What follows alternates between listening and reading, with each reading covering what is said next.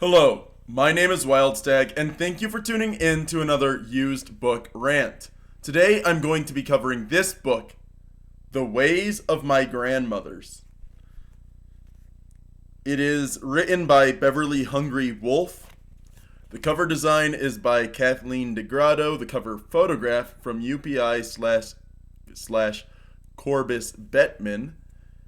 The author's paragraph on the back says that she was raised on Canada's largest Indian reservation and spoke the Blackfoot language before she learned to speak English.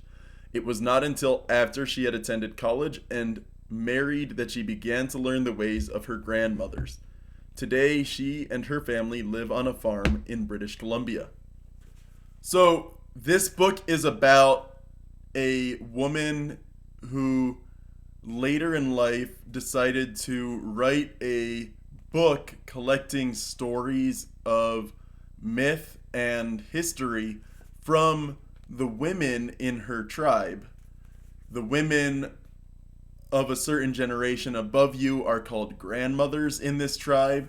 They are not literally her two grandmothers, but great aunts, older women within the clan, older women within the band, older women within the tribe, and the lessons they have to teach, as well as the stories and the myth.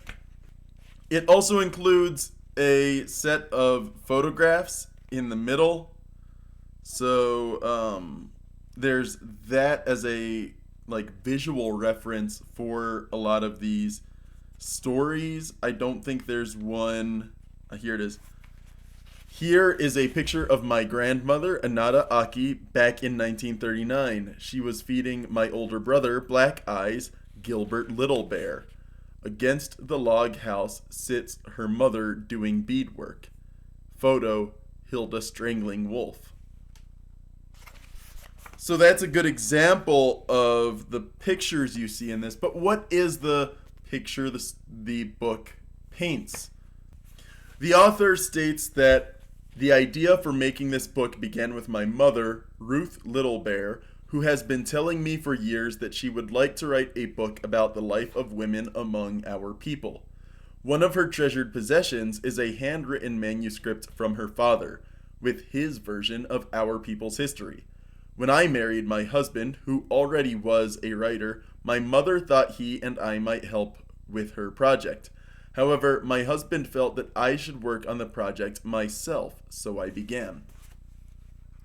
This book was from 1980, and what I love about that opening paragraph in the acknowledgments section is that her husband 44 years ago understood, probably before 44, maybe 45 to 50 years ago, he understood that if her mother wants to tell the story of the women in that culture, that it should be the woman in the family doing the writing, doing the research. He shouldn't be doing part of that work. And I think that's really nice. It continues that her mother has always provided her with a strong example of traditional kindness and generosity, combined with hard work and devotion to family.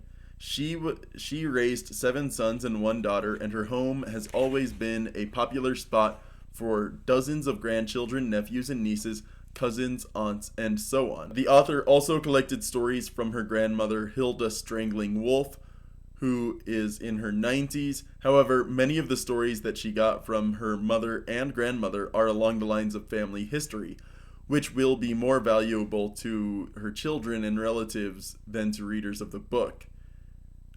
She says, I wanted to present the stories of more women in our tribe than just those to whom I am immediately related. That is how I came to call this book project The Ways of My Grandmothers. By tribal custom, all the old women of the past are my grandmothers.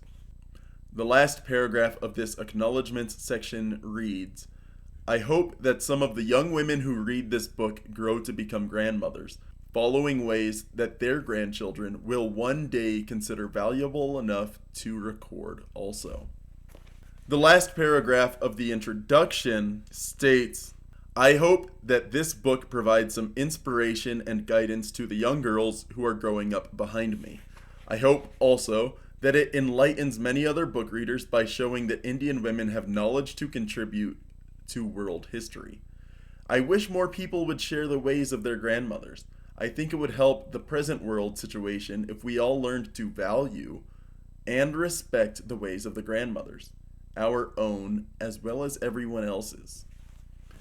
I was raised in a single parent house, and then my grandparents came to raise me, and I really appreciate that sentiment because back in 2017, after finishing 1 year in university, I traveled to my grandma so that I could learn some of the recipes that she made.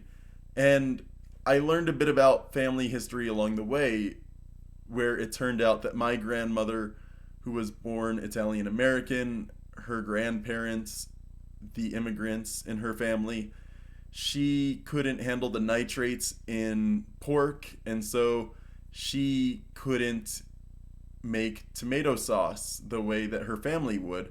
And so she made it using olive oil instead of the oil from the sausages to cook the garlic and to cook the seasonings. So her sauces were vegan, and I didn't know that until I spent that time talking with her and learning about those recipes with her. So what Beverly Hungry Wolf is doing is taking a very laser focused look at her tribe and specifically the knowledge passed down from those older women, and there's some really interesting stories to tell. There's smaller sections that are only a couple pages long. An example on page 82, Two Little Sisters by Paula Weaselhead's sister Annie Red Crow. All of that being in the section The Initiations of Paula Weaselhead, a Blood Elder.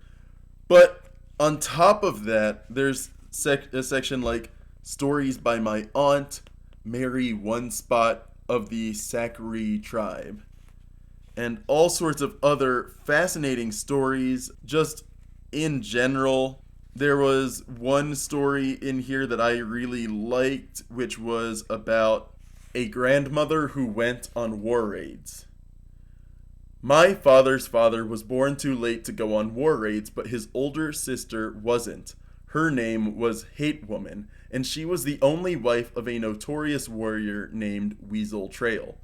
Among his exploits in life, he once laid down in the trail of a grizzly bear, and when it stood over him and began to paw him around, he jumped up and stabbed it in the heart with a huge knife. But after Weaseltail and Hate Woman were married, she didn't often sit at home to worry about him. As he once explained, my wife said she loved me, and if I was to be killed on a war party, she wanted to be killed too. I took her with me on 5 raids. Some of them I led, and my wife was not required to perform the cooking or other chores. She carried a 6-shooter. On one occasion, she stole a horse with a saddle, ammunition bag, and war club. Those were considered noteworthy exploits, even among the men. Probably the most exciting adventure that Weaseltail and Hate Woman took part in got them involved with 3 different enemy tribes. To begin with, they joined a blood war party heading for the Crows, with whom Weaseltail had lived as a youngster. He knew the country well, and the group had no problem stealing a large number of Crow horses. However, on their way back home with them, they encountered a war party of Crees that greatly outnumbered them. There was a fight during which one of the Crees was shot. While the Bloods sought shelter, the rest of the Crees left, taking along their recently captured horses. On foot, Weaseltail, Hate Woman, and their party headed north to find a camp of friendly Gross Ventures. By mistake, they walked into a camp of very unfriendly Assiniboines. Luckily, the first person that they met in the camp was a Blood named Sliding Down, who had married an Assiniboine woman and joined her tribe. He offered to bring them to the lodge of the chief and to interpret for them. When they got inside, they found the chief not very willing to accept them as friends, while the rest of the camp's people hurriedly gathered outside and surrounded the lodge.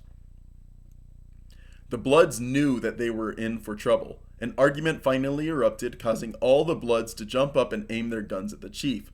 Hate Woman was carrying her 6-shooter, which she aimed along with the rest. Then Weaseltail gave out a mighty roar to impress the people with his power.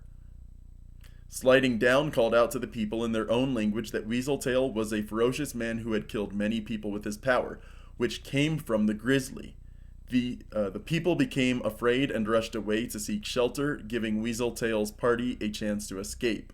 After this, the party split up, Weaseltail, Hate Woman, and one other man heading south to try again for crow horses. On the way, they encountered a lone enemy, a crow man, whom they thought about killing and scalping, but when he came close, they saw he looked very pitiful, and they knew that he was mourning. It turned out that he had lost his wife and didn't care if he lived or died. So Weaseltail made a prayer to Sun, asking for future pity for himself, and he let the man go. He and his wife met the same man again in 1926 during an Indian celebration. The three made their way back to the Crow country and managed to steal 14 good horses, with which they returned to their own camps safely. Hate Woman was asked to recount this adventure during the tribal Sun Dance, which was a great and unusual honor for a woman. So that's a story of one of her grandmothers. It's a really interesting story. She emphasizes how rare that kind of thing is, but it's really amazing to see the different roles that the women played in her culture. Another part that really impressed itself upon me was that there's a chapter titled Around the Household near the end, and there's a section titled Some Recipes. And it states, I cannot tell you that I have a batch of recipes from my grandmothers that have been handed down for generations. You have already read about the traditional methods of cooking that were used in the old days. The lack of utensils, spices, and varieties of food kept cooking pretty simple. Only since the reservation period have my grandmothers learned how to use store-bought food, so my recipes are only from that period. But she goes on to discuss some older recipes that her grandmothers learned from their grandmothers, and it's really cool. And this knowledge, both these stories of ancestors as well as stories from their ancestors, recipes from their ancestors, this is what I love about the ways of my grandmothers. And I think as a tribute, as a video specifically uploaded during Women's History Month of 2024, I want to emphasize that this is one of those books, if you're looking for something written by a woman and focusing on the lives of women, this memoir is about as good as it gets, and it's very faithful and respectful of her tribe and of basically her entire family. So I really loved this book, and I'm going to read one or two recipes if I can find a good one. So Dear Heart here has both ingredients and the description on how to prepare it. Not all of these do have the ingredients and the measurements. Some of them just have a description. So Dear Heart says 1 fresh heart, 1 tablespoon salt, 4 tablespoons flour, 1/4 teaspoon pepper, 3 tablespoons fat drippings, water, 2 sticks each carrot and celery, 1/2 cup chopped green pepper. Wash the heart thoroughly and soak it in salt water for at least an hour, but preferably overnight. Make sure it is completely covered. Rinse the heart thoroughly afterward and dry it with a towel. Cut it into 1/2-inch slices and dredge these in seasoned flour.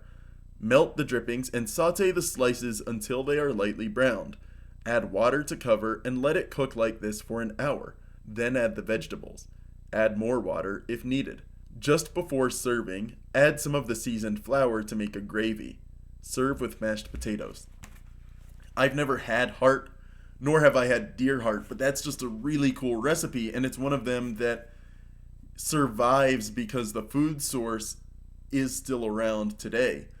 A lot of these recipes were designed for bison because that's what her grandmother's grandmothers cooked with, but nowadays they use beef, and it's not the same taste and it's not the same process. It's not the same because they lost the bison that connected their heritage. So there was that. Then there's this one, campfire ribs.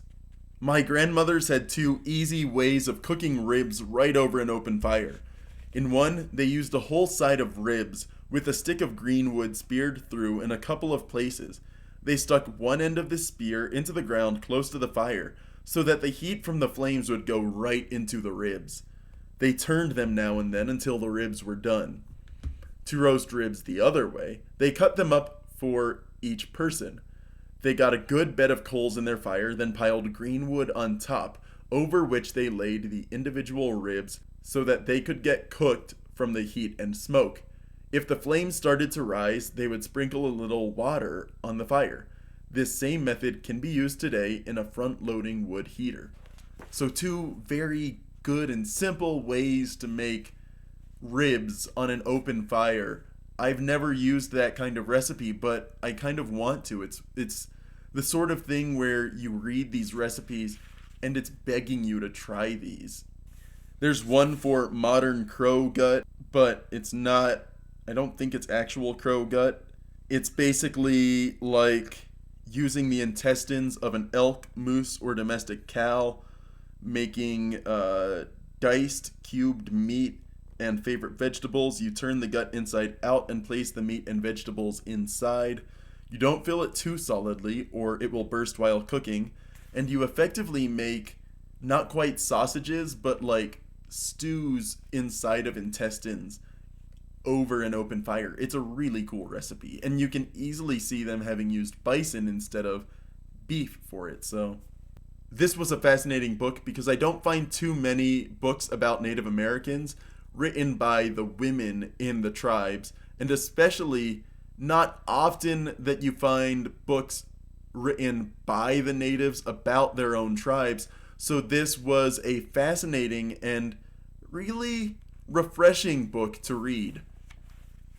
Now, I paid $9.50 for this, and I bought it at Brave Books in El Paso, and I really, really loved it. If you cannot tell by now, it's an amazing book, and I am glad that I found it and read it, and I'm sharing it now with you. Now, it says on the back cover, USA $14, Canada $19.95. I don't know when this copy was printed. It is more likely than not more expensive now than it was then, but it is still a good book. If you find it used, definitely buy it. If you are the sort that likes the books, these memoirs that I've talked about in the past, this is one of those books you are going to love. That's The Ways of My Grandmothers. I hope you get a good chance to read it. My name is Wildstag, and thank you for tuning in to another used book rant.